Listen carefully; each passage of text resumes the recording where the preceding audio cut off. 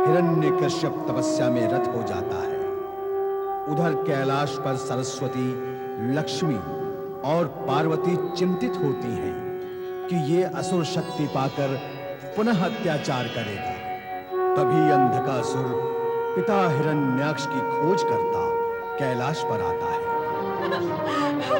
देवराज, तुमने मेरा अपमान किया है, दुष्टता की है, छल किया है मेरे साथ। दुष्ट मैं नहीं कयादू, दुष्ट तो तेरा पति है, वो हिरण्यकश्यप, और तू उसकी भार्या। अब अधिक समय तक जीवित नहीं रहेगी तू। रक्षा करो, रक्षा करो, रक्षा करो, रक्षा करो, स्वामी, स्वामी, प्राणनाथ। दुष्ट हिरण्यकश्यप, यदि अविलंब तूने अपनी तपस्या का त्याग नहीं किया तो मैं तेरी इस गर्भवती पत्नी को यही समाप्त कर दूंगा, और इसके साथ साथ तेरी आने वाली संतान भी यही समाप्त हो जाएगी। स्वामी, प्राणनाथ। तपस्या आरंभ करने से पूर्व तुम्हें प्रण करना होगा। प्राणों पर संकट आने पर भी तुम तपस्या से डिगोगे नहीं। स्वामी, आपके सामने ये दुष्ट देवराज आपकी गर्भवती पत्नी पर अत्याचार कर रहा है और आपसे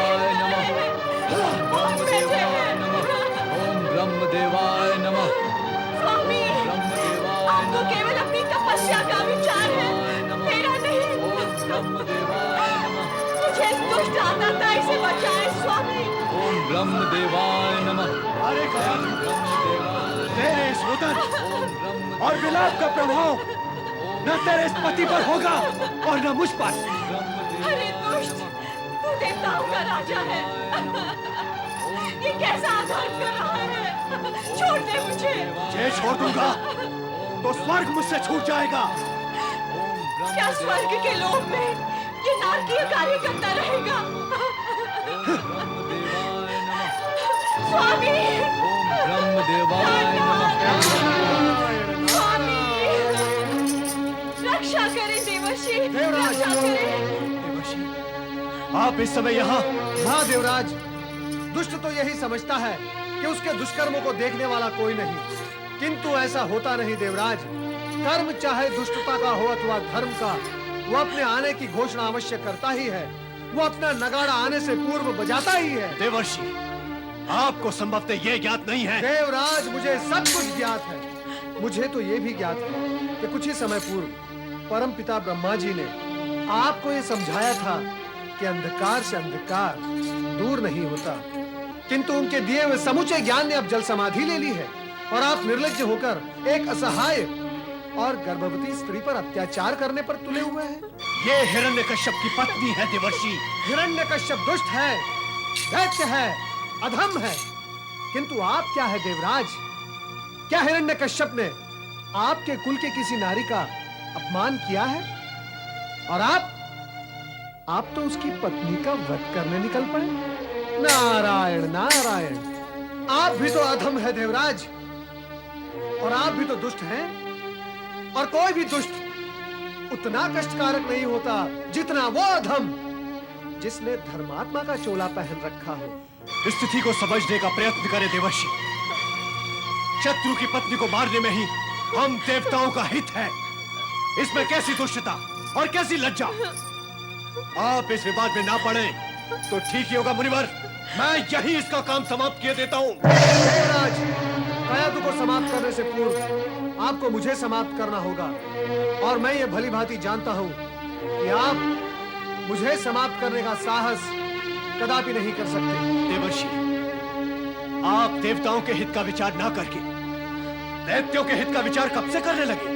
देवराज, मैं न्याय नीति और दिन दुखियों का पक्षधर हूँ, फिर वो दैत्य हो अथवा दानव। इस समय कयादु के साथ अन्याय और अनीति का व्यवहार हो रहा है, और मैं ये कदापि नहीं होने दूंगा। यदि आपने कयादु को छोड़ा नहीं तो मेरे अतिरिक्त परमपिता ब्रह्मा जी और श्री हरि विष्णु का कोप भाजन आपको बनना होगा, और आपके हाथों से स्वर्ग सदा सदा के लिए परिणाम स्वरूप चला जाएगा।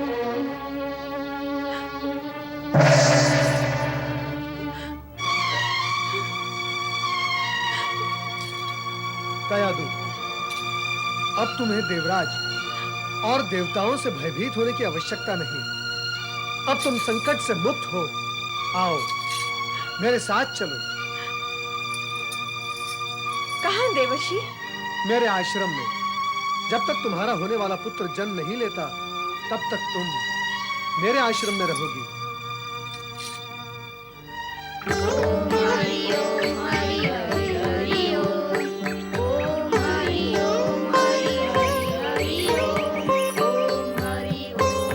प्रणाम गुरुवर। कल्याण भव। प्रणाम माते। प्रणाम गुरुवर। प्रणाम गुरुवर।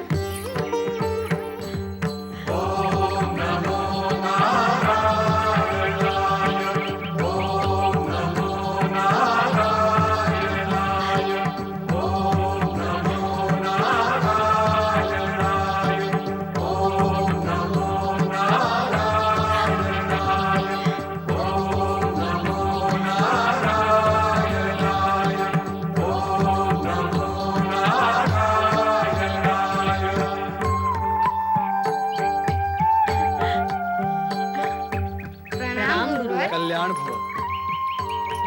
प्रणाम माता। प्रणाम। आओ कयादू। प्रणाम गुरुवर। कल्याण भव। कयादू, तुम यहाँ निर्भय होकर रहो। यहाँ तुम्हें कोई भी प्रकार का, किसी भी प्रकार का कोई कष्ट नहीं होगा। आश्चर्य है देवर्षि, ऐसे दिव्य और आनंदमय वातावरण में कष्ट शब्द को तो प्रवेश भी नहीं करना चाहिए ना। मन यहाँ प्रफुल्लित हो गया है। आत्मा को शांति मिली है इस भक्तिमय वातावरण में। ऐसा दिव्य और अद्भुत वातावरण जीवन में मैंने पहली बार देखा है। आत्मा की शांति ही तो प्राणी का चरम और अंतिम लक्ष्य होता है दैत्य रानी। आओ। तुम्हारे होते हुए गया तो गई कहाँ? धरती खा गई? आकाश निकल गया? हवा उड़ा ले गई उसे? अरे उसकी स्थिति क्या है? गर्भवती है वो, गर्भवती। क्या वो स्वयं कहीं अकेली जाने के योग्य है? अरे निर्लज्जो, इतना सुन लेने के बाद भी सिर लटकाए वहीं के वहीं खड़े हो। जाओ ढूंढो कयादू को। होलिका, होलिका, क्या तूने अपनी भाभी कयादू को महल में कहीं देखा है? नहीं माते, मैं तो स्वयं उसे ढूंढ रही हूँ। कहाँ गई होगी वो? मूर्खों जैसा प्रश्न मत कर।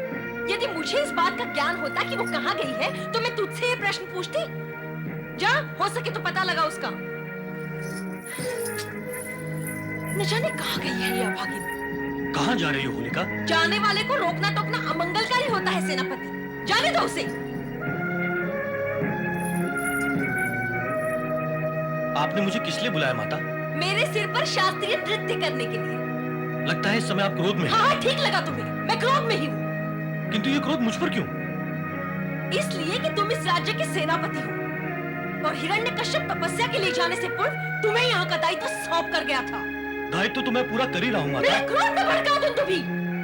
क्या दायित्व पूर्ण करने वालों के यही लक्षण होते हैं जो तुम्हारे हैं? एक वीर और पराक्रमी कहे जाने वाले सेनापति के होते हुए बहु बेटियों का असुरक्षित होना क्या दायित्व पूर्ण कार्य कहा जाएगा? तुम्हारे सम्राट की पत्नी, मेरी पुत्रवधू, तुम्हारी स्वामिनी कयाधु इस समय महल में कहीं भी नहीं है। क्या? स्वामिनी महल में नहीं है? इसलिए नहीं है कि तुम एक योग्य सेनापति और एक योग्य रक्षक नहीं हो। और जब योग्य रक्षक न हो, तो भक्षकों की भीड़ लग जाती है। और तब असुरक्षा का भय और भी अधिक भयावह हो जाता है। दैत्य माता, आप मेरा अपमान कर रही हैं। अच्छा, तो अब तुम्हें राज्य और राज्य परिवार की सुरक्षा से अधिक अपने मान सम्मान की चिंता हो रही है। मान सम्मान से प्रेम करने वालों को अपना कर्तव्य सबसे अधिक प्रिय होता है, किंतु मेरे लिए चिंता का विषय है तुम्हारी कर्तव्यहीनता। जो सेनापति अपने राज्य कुल की रक्षा नहीं कर सकता, वो अपने संपूर्ण राज्य की रक्षा कैसे करेगा? दैत्य माता, आप मुझ पर दोष लगा रही हैं। जाओ, निकल जाओ यहाँ से, और भविष्य में अपना ये प्रिय और श्रीमुख मुझे कभी मत दिखाओ। बस, अब और अधिक मैं अपमान सहन नहीं कर सकता। मैं भी नहीं चाहती कि तुम अपमान को बहन अथवा सहन करो। निकल जाओ, निकल जाओ, निकल जाओ, निकल जाओ। हरि हरि ओम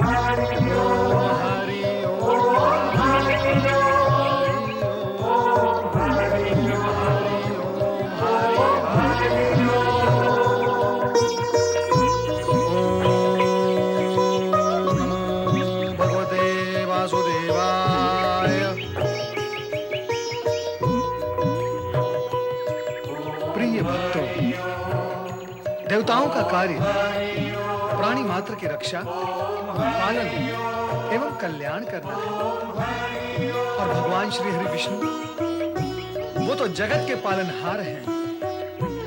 जो भी प्राणी उनका नाम स्मरण करता है, भगवान श्री हरि विष्णु उसकी भक्ति से प्रसन्न होकर उसकी सदा सदा के लिए रक्षा करते हैं। किंतु भगवान से रक्षा करवाने के लिए भक्त में भी तो कुछ गुणों का होना आवश्यक होगा ना? अति आवश्यक होता है। भक्त और भगवान का नाता तो अनुपम है। जो भी प्राणी हिंसा, द्वेष और क्रोध से दूर रहकर दया, दान, धर्म और ईश्वरीय गुणों के प्रति जगत में शांति और सुख की वृद्धि करता है, वो भक्त बनने की योग्यता रखता है।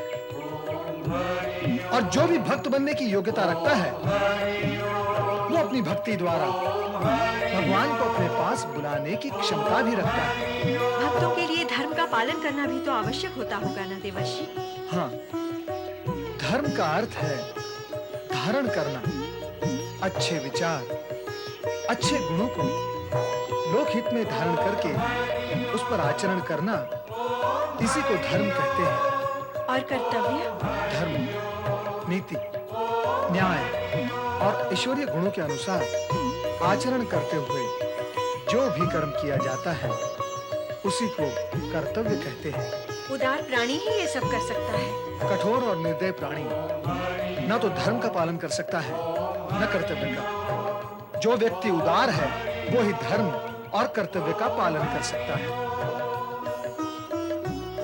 यदि व्यक्ति उदार नहीं है, तो उसके द्वारा धर्म और कर्तव्य दोनों की दुर्दशा होती है। उदारता यदि आगे आगे चले, तो धर्म और कर्तव्य दोनों का मार्ग सरल बन जाता है। अनेक धर्मात्माओं और सत्पुरुषों ने उदारता का गुण अपनाकर धर्म और कर्तव्य पूर्ण किया है। देवर्षि, आज मैंने प्रश्न पूछ कर आपको बहुत कष्ट दिया है। नहीं दैत्य रानी, सत्य तो ये है, तुम ये प्रश्न अपने गर्भ में स्थित बालक की प्रेरणा से पूछ रही हो। अर्थात उस बालक ने आपके उत्तर सुनकर आपका दिया हुआ ज्ञान भी प्राप्त कर लिया है। दैत्य रानी, ये बालक साधारण नहीं होगा, ईश्वरीय गुणों से पूर्ण तेजस्वी होगा।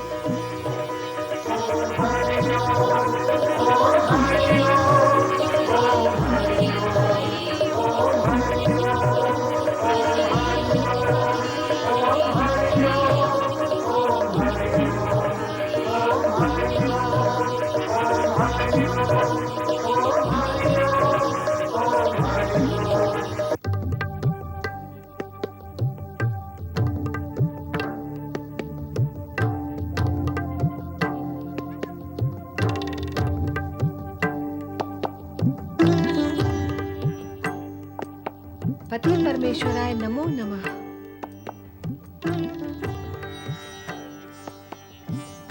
कहो देवी, आज तुम्हारी श्रीमुख पर जिज्ञासा भाव दिखाई दे रहा है। ऐसा प्रतीत होता है कि तुम कुछ जानने के लिए उत्सुक हो। हाँ प्रभु, मैं सोच रही थी कि आपसे पूछूं कि आपके प्रणव भक्त नारद बहुत समय से कैलाश पर नहीं दिखाई दिए।